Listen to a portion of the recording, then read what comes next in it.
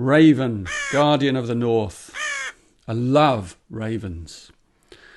I always connect ravens to my kind of early awakening time when I lived in the Highlands of Scotland, and I'd go about on the wild moors above my little shepherd's cottage, and it was my poetic phase of life when many things grew in me. And there was a silence out there on those wild moors. There was not a soul to be seen anywhere up there. And one of the few sounds that you could hear, was the croaking of the raven. And it's such a haunting sound, and you'll find that often when you go somewhere remote and quiet, it's one of the sounds that you hear. And it's a most unmistakable sound. And so the raven has many associations in many mythologies around the world. And I recommend that you find one that you're drawn to, and then really penetrate it with your contemplation, because the myths are deeply transformational. And if you trust your intuition and you really go into that myth and what it means, it will unlock something incredible inside you. But you have to contemplate it. My personal favourite, one of my favourites anyway, is a Celtic myth. And it concerns Bran the Blessed, he was known as. And Bran is a Celtic word that means raven.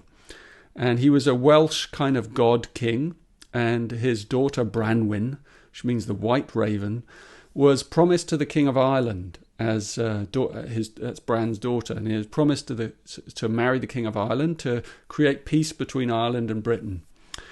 But Bran heard that she was being mistreated, and he was so angry he marched with his army to invade Ireland. And this huge magical battle took place in which, at one moment, Bran, because he was a kind of giant, he lay across the River Shannon in Ireland so that all his warriors could cross over his body, his supine body, in order to fight the battle. And this magical battle took place in which the Irish were using the cauldron of rebirth. So warriors were being brought back to life and dying and being brought back. And there's this incredible magical battle. But by the end of the battle, almost everyone was killed. And Bran was wounded by a poisoned dart in his foot, another very common theme of many myths of magical beings, always wounded in the foot.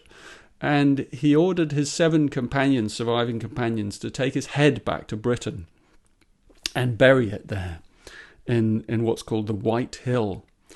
And the myth just continues, this myth of Bran the Raven, because the White Hill, because he was going to become the guardian of Britain.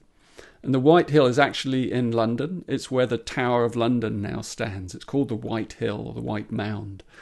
And today, when you go to the Tower of London, you will see the ravens that live there, and they're called the Royal Ravens, and they are looked after and cared for by these people called the beefeaters that guard the guardians of the tower. And the ravens are the guardians of the tower, and so they're known as the royal ravens that guard the guardians of Britain itself. And in the Second World War, when bombs were hitting and stuff, the ravens left the tower, and Winston Churchill found out about this. And being an old druid himself, he saw the symbolism, and he ordered that the ravens be brought back, and that the ravens had to be gone. They had to go out, find ravens, and bring them to the tower, so that they returned there. Because without the ravens, Britain itself would be open to defeat. So I love these stories and how deeply they get woven into